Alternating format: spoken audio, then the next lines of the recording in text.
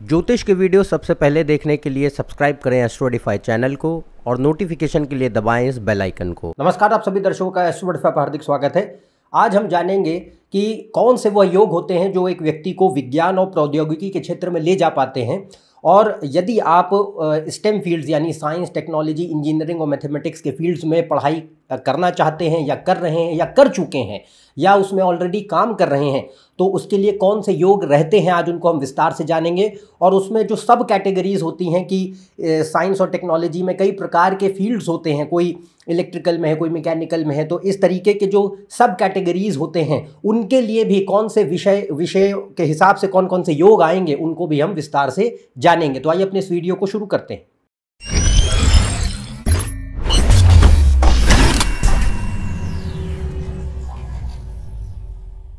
यदि आप मुझसे कंसल्टेशन लेना चाहते हैं तो ऊपर दी हुई वेबसाइट पर जा सकते हैं, इसका लिंक डिस्क्रिप्शन में मौजूद है। तो आज हम जान रहे हैं स्टेम फील्ड्स यानी विज्ञान और प्रौद्योगिकी के क्षेत्र में अलग अलग क्षेत्रों में अलग अलग विधाओं में पढ़ाई करने के, काम करने के कौन से योग होते हैं। इससे पहले भी मैंने ऑलरेडी वीडियो बनाया है ताकि आप विस्तार से समझ सकें कि कौन से जनरल पैरामीटर्स होते हैं जो एजुकेशन और करियर के लिए देखे जाते हैं। उस वीडियो का लिंक ऊपर दिया हुआ है कार्ड सेक्शन में, आप उसको ज़रूर देखिए, उसका लिंक डिस्क्रिप्शन में भी मौजूद है। उससे आपको एक जनरल आइडिया लगेगा कि कौन कौन से पैरामीटर्स देखे जाते हैं शिक्षा के लिए, कि कौन से फील्ड में व्यक्ति पढ़ाई करेगा और उसकी पढ़ाई कैसी रहेगी और काम कैसा रहेगा। तो उस वीडियो को अवश्य देखिए। उसके बाद आज हम यहाँ एक टाइप ऑफ एजुकेशन ले रहे हैं कि अगर कोई इंसान साइंस की पढ़ाई करता है, टेक्नोलॉजी, इंजीनियरिंग, मैथमेटिक्स के फील्ड्स में पढ़ाई कर रहे हैं या उनमें उनका करियर है, तो उसके लिए क्या योग आप कुंडली में देख सकते हैं। तो यहाँ जो कि जनरल प्लैनेट्स जो होते हैं, सामान्य रूप से जो मेन प्लैनेट्स हैं स्टेम फील्ड्स के लिए, हर प्रकार की कोई भी फील्ड हो, साइंस और टेक्नोलॉजी और इंजीनियरिंग और मैथमेटिक्स में पढ़ाई करने के लिए, काम करने के लिए जो 5 मुख्य ग्रह हैं वो हैं मंगल, शनि, राहु और सूर्य और बुध। तो ये 5 ग्रहों का प्रभाव अगर आपकी कुंडली में आपको 3 कुंडलियां देखनी है, एक अपनी जन्म कुंडली, एक नवांश कुंडली और एक दशमांश कुंडली। तो यहाँ पे जन्म कुंडली सारी चीज़ों के लिए देखी जाती है, नवांश कुंडली सिर्फ एजुकेशन के लिए देखेंगे और दशमांश कुंडली करियर के लिए देखेंगे। नवांश कुंडली से हम करियर नहीं देखते हैं, दशमांश से हम सिर्फ करियर देखते हैं, एजुकेशन नहीं देखते हैं। तो एजुकेशन देख रहे हैं, पढ़ाई लिखाई देख रहे हैं तो लग्न और नवांश देखेंगे, करियर और प्रोफेशन देख रहे हैं तो लग्न और दशमांश देखेंगे। और नवांश और दशांश कैसे देखे जाते हैं इसके लिए भी मैंने वीडियोस बना रखे हैं, ऊपर कार्ड सेक्शन में प्लेलिस्ट में उनका लिंक दे रखा है, आप उसको अवश्य देखिए ताकि आपको पता चल सके कि कैसे उनका एनालिसिस किया जाता है। अब यहाँ पे हम योगों को सिर्फ जान रहे हैं कि अगर आप इंजीनियरिंग और साइंस के क्षेत्रों में पढ़ाई कर रहे हैं या करना चाहते हैं या कर चुके हैं, और या उनमें ऑलरेडी आप काम कर रहे हैं या आगे भविष्य में काम करना चाहते हैं, करियर बनाना चाहते हो, तो उसके लिए क्या योग रहेंगे। तो पहले तो यहाँ पे भाव क्या रहेंगे, 5वां, 9वां भाव, ये शिक्षा के होते हैं। अगर लग्न और नवांश में 5वें, 9वें भाव पर मंगल, शनि, राहु, सूर्य, बुध का प्रभाव अधिक है, अच्छी परिस्थितियों में ये बैठे हैं, तो ये आपको स्टेम फील्ड्स में एजुकेशन दे सकते हैं, अंडर ग्रेजुएशन भी और मास्टर्स भी। दूसरा, अगर इनका प्रभाव 10वें और 11वें भाव पर भी है तो ये उसमें करियर भी दे पाएंगे। तो 10वां भाव करियर का होता है, 11वां भाव सोर्स ऑफ इनकम का होता है। तो 10वें और 11वें भाव पर भी अगर इनका प्रभाव आया तो ये इन क्षेत्रों में आपको प्रोफेशन और इनकम सोर्स भी दे पाते हैं। यही जो सेम पैरामीटर्स हैं ये आपको नवांश में भी देखने हैं और दशमांश में भी देखने हैं, दशमांश करियर के लिए देखेंगे। तो यहाँ पे ये जनरल पैरामीटर्स हुए। अब बात करते हैं वेरियस फील्ड्स कि कोई व्यक्ति साइंस और इंजीनियरिंग की पढ़ाई तो कर रहा है बट वो उसमें क्या कर रहे हैं, बहुत सारे एरियाज हैं उसमें। तो अब इसमें एक एक करके लेते हैं। तो अगर कोई इंसान फिजिक्स, न्यूक्लियर, एस्ट्रोनॉमी और मैथमेटिक्स की पढ़ाई कर रहे हैं तो उनके लिए आप देखेंगे प्रमुख ग्रह, तो वो क्या रहेंगे, सूर्य, बुध, शनि। ये एक बात ध्यान रखिए ताकि कंफ्यूजन ना क्रिएट हो। कोई भी स्टेम फील्ड हो, इररेस्पेक्टिव कि किसी भी फील्ड में आप पढ़ाई कर रहे हैं या काम कर रहे हैं, मंगल, शनि, राहु, सूर्य, बुध ये प्राइमरी ग्रह हैं। इनके प्रभाव के बिना दुनिया में एक भी इंसान ऐसा नहीं हो सकता है जो स्टेम फील्ड में पढ़ाई कर रहा हो या काम कर रहा हो, असंभव है ये। तो ये ध्यान रखिए कि 5 ग्रहों का प्रमुख प्रभाव शिक्षा और करियर पर होना ही चाहिए। 10वें भाव, 11वें भाव, 5वें, 9वें भाव पर अधिकतम प्रभाव इन ग्रहों का जब होगा तभी इनमें पढ़ाई और इनमें काम देंगे।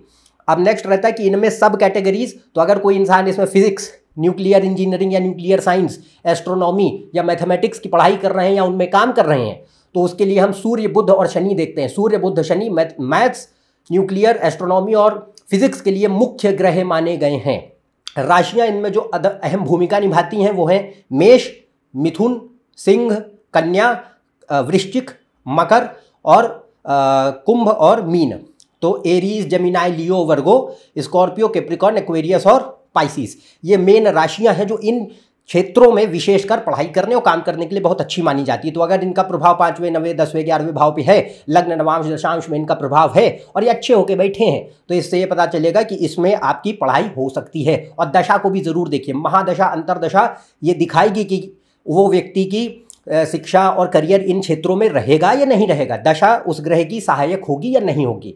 तो ये सारे पॉइंट्स जो हैं, पहले जो मैंने वीडियो आपको देखने का आग्रह करा, हाउ टू सी एजुकेशन, और दशमांश के जो वीडियोस बोले उनको देखिए, उनमें इन बातों की चर्चा विस्तार से की गई है।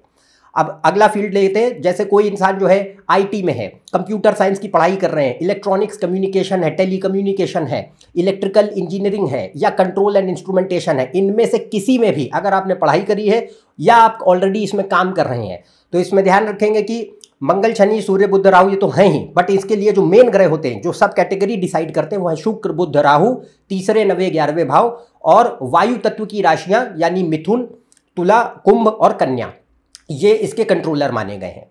इसके बाद आता है केमिस्ट्री। कोई इंसान अगर केमिस्ट्री की पढ़ाई कर रहा है या करना चाहता है या उसमें उसका करियर है, तो केमिस्ट्री हो गया, केमिकल इंजीनियरिंग हो गई, मेटलर्जी हो गई। तो इसमें हमारे जो मेन ग्रह और राशियां हैं वो हैं चंद्रमा, मंगल, राहु, ये केमिकल्स के ग्रह होते हैं। तो चंद्रमा, मंगल, राहु या कोई भी इंसान इनसे रिलेटेड अगर काम कर रहा है, chemicals are controlled by moon, Mars, Rahu. इसके बाद जल तत्व की राशियां, वाटर साइंस, तो वाटर साइंस आते हैं कर्क, वृश्चिक, मीन राशि, और भाव मुख्य होता है 8वां भाव। इसके अलावा दूसरे भाव भी भूमिका निभा सकते हैं, बट प्रमुख 8वां भाव है। इसके बाद आता है मैकेनिकल इंजीनियरिंग।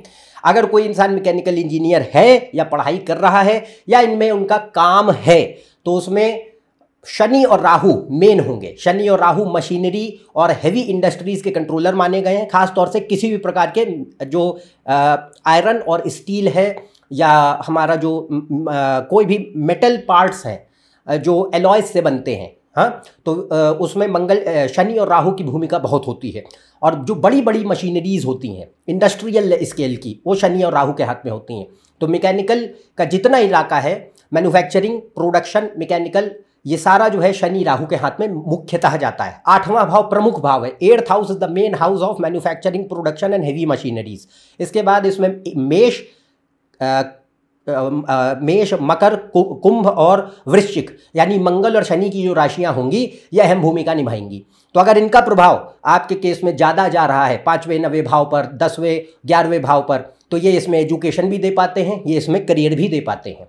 इसके बाद और तीनों कुंडलियां जैसा मैंने कहा उसको देखेंगे।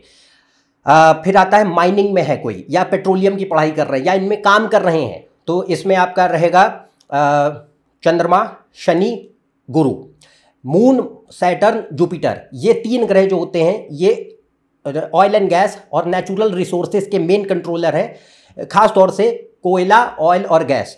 तो कोल, ऑयल, गैस से रिलेटेड जो भी कोई भी व्यक्ति इन क्षेत्रों में काम कर रहा है, ऐसा असंभव है कि शनि, चंद्रमा और गुरु और 8वें भाव का प्रभाव आपके केस में न हो, होगा ही होगा। तो ये यह बात रहती है कि चंद्रमा, शनि, गुरु और 8वां भाव, 8th house is hidden things, जो जमीन के नीचे से चीज़ें निकलती हैं वो 8वां भाव से देखी जाती हैं। तो नेचुरल रिसोर्सेज, खास तौर से जो हमारे माइन से निकल रहा है, खदानों से निकल रहे हैं, या हमारे जो जैसे क्रूड ऑयल हो गया, नेचुरल रिसोर्सेज, गैस हो गई, ये सब 8वें भाव से देखा जाता है। और वृश्चिक राशि और वाटर साइंस, हर प्रकार के वाटर साइंस, पर्टिकुलरली वृश्चिक राशि, स्कॉर्पियो और मेष, ये इनका प्रभाव अधिक होगा। तो इससे हम माइनिंग और पेट्रोलियम के इलाके देख सकते हैं। इसके अलावा अब आता है सिविल, आर्किटेक्चर, एग्रीकल्चर या जियोलॉजी। तो जो लोग सिविल इंजीनियरिंग की पढ़ाई कर रहे हैं, काम कर रहे हैं, आर्किटेक्चर में है, इंजीनियरिंग आपकी एग्रीकल्चर रिलेटेड है, जियोलॉजी रिलेटेड है, भूगर्भ शास्त्र है, तो ये सारे कौन है? मंगल, शनि, चौथे 8वें भाव। मंगल, शनि, चौथे 8वें भाव ज़मीनों के होते हैं। 8वां भाव ज़मीनों के नीचे की चीज़ों का होता है। तो मंगल और शनि चौथे और 8वें भाव, और इन्हीं की राशियाँ यानी मेष, वृश्चिक और मकर की प्रधानता होगी, और कर्क राशि चौथे भाव की मूल राशि होती है। तो इस वजह से हमारे पास ये जो प्लैनेट्स और हाउसेज और साइंस है, ये इन एरियाज़ के लिए बड़े इंपॉर्टेंट होते हैं। तो कोई भी इंसान इनसे रिलेटेड एजुकेशन या करियर में है तो उनका इन ग्रहों का उनके केस में लग्न, नवांश, दशांश में प्रभाव अवश्य होगा।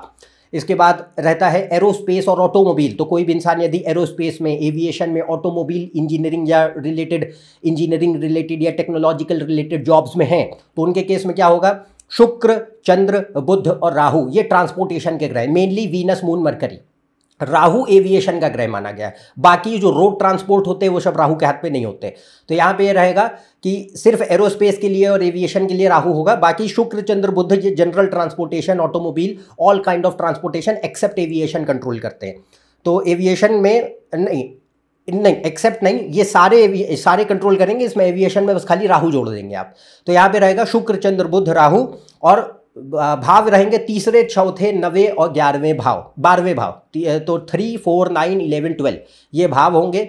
और राशियां होती वायु तत्व की, एयर साइंस जो मूवमेंट दिखाती हैं, और कन्या राशि इसका प्रभाव भी होगा, और इसमें कर्क राशि भी होगी। तो कर्क राशि, कन्या राशि और एयर साइंस यानी मिथुन, कुंभ और तुला। तो इन राशियों का और इन ग्रहों का अगर प्रभाव है तो ये एरोस्पेस, ऑटोमोबाइल, ट्रांसपोर्टेशन के रिलेटेड एजुकेशन हो गई, उसमें काम हो गया, देख सकते हैं। इसके बाद आता है कोई अगर बायोटेक या बायोमेडिकल इंजीनियरिंग में है तो उसके लिए हम चंद्रमा, गुरु, सूर्य, केतु इनका प्रभाव होगा। और वाटर साइंस यानी जल तत्व की राशियाँ कर्क, वृश्चिक और मीन और कन्या इनका प्रभाव होगा। और भाव होंगे चौथे, छठे, 8वें, 9वें, 12वें भाव। तो अगर इनका प्रभाव अधिक है तो ये क्या है, ये मेडिकल एरियाज को कंट्रोल करते हैं। बट जैसा मैंने कहा पहले, स्टेम फील्ड्स के जनरल प्लैनेट्स देखने हैं, तो अगर मंगल, शनि, राहु की प्रधानता है, उसके बाद अगर यहाँ पे कलेक्टिवली ये ग्रह भी आ गए कि सूर्य, चंद्र, गुरु, केतु का भी प्रभाव है, वाटर साइंस भी है, कन्या राशि भी है, 4, 6, 8, 9, 12 भाव भी हैं, तो इससे हम मेडिकल प्लस इंजीनियरिंग वाली एरियाज देख सकते हैं, जैसे बायोटेक्नोलॉजी, बायोमेडिकल, बायो इन्फॉर्मेटिक्स, ये सारे इलाके इसके अंतर्गत आते हैं। तो ऐसे आपको देखना है। तो कहाँ दिखेंगे, लग्न में, नवांश में, दशांश में। नवांश में एजुकेशन, दशांश में करियर। और कैसे देखते हैं उसको, उसके लिए वीडियोस देखिए जो आपको बोला। इसके बाद रहता है अगर कोई इंसान रिसर्च या डेवलपमेंट पे है, यानी रिसर्चर हैं, डेवलपमेंट में काम करते हैं, वैज्ञानिक हैं, शोधकर्ता हैं, आविष्कारक हैं, तो इन्वेंटर, साइंटिस्ट, रिसर्चर या डेवलपर्स, ये इनके लिए कोई भी क्षेत्र हो, इररिस्पेक्टिव ऑफ एनी फील्ड, अगर कोई भी इंसान रिसर्च, डेवलपमेंट या ऐसा काम जिसमें इनोवेशन या कोई भी ऐसे प्रोफाइल जिनमें साइंटिस्ट लेवल जॉब्स हैं, उनके लिए हमेशा ध्यान रखिएगा बुद्धिजनक काम। तो इनके लिए हमें बुध, गुरु, शनि और केतु 4 ग्रहों का प्रभाव चाहिए। ये बहुत बलशाली होने चाहिए, तभी आपको ऐसा काम देंगे जिसमें आपको सोच, बुद्धि, विचार और लगातार शोध का इस्तेमाल करना पड़े। 8वें, 9वें, 12वें भाव मुख्य भाव होते हैं जो रिसर्च, डेवलपमेंट, एनालिसिस के माने गए हैं। राशियां होती हैं मिथुन, कन्या, वृश्चिक, धनु, कुंभ और मीन, ये मेन राशियां हैं। अगर इन ग्रहों, भावों और राशियों का अधिकतम प्रभाव है तो कोई भी फील्ड हो आपकी, उसमें ये हाईली इंटेलेक्चुअल करियर दे सकते हैं, एकेडमिक करियर दे सकते हैं, जिसमें इंसान जो है साइंटिस्ट है, रिसर्चर है, डेवलपर है, इनोवेटर है, इन्वेंटर है। तो ये इसके लिए आपको लग्न, नवांश, दशांश तीनों ही कुंडलियों में योग देखने होंगे। तो यहाँ पे मेरे ख्याल से अब आप समझ पाए होंगे आसान तरीके से कि कैसे कौन से इलाकों के लिए स्टेम फील्ड्स में ही, अभी हमने सिर्फ साइंस की ही फील्ड्स की बात करी, आगे और भी एरियाज लेंगे, उनको कवर करेंगे। और भी टाइप्स ऑफ एजुकेशन होते हैं, मेडिकल के लिए योग अलग हैं, और उसके लिए फिर क्रिएटिव एजुकेशन के लिए, करियर के लिए योग अलग है, उनको भी आगे लिया जाएगा। बट आज सिर्फ साइंस और टेक्नोलॉजी और इंजीनियरिंग और मैथमेटिक्स रिलेटेड जो फील्ड्स होते हैं, उनमें विभिन्न जो एरियाज़ होते हैं, उनके लिए हमने यहाँ पे चर्चा की। और उनके लिए योग क्या होते हैं, उनको कैसे देखना है, कहाँ देखना है, उन कुंडलियों को आप समझ पाए होंगे, ऐसे ही आशा है। तो यदि आप मेरे इस चैनल पर नए हैं, नीचे दिए हुए सब्सक्राइब बटन पर सब्सक्राइब कीजिए। ज़्यादा जानकारी के लिए आप मेरी वेबसाइट, फेसबुक पेज, इंस्टाग्राम पे जा सकते हैं, इनके लिंक डिस्क्रिप्शन में मौजूद हैं। अन्यथा हम आपसे अगले वीडियो में फिर से मिलेंगे, तब तक के लिए आज्ञा दें। नमस्कार, धन्यवाद।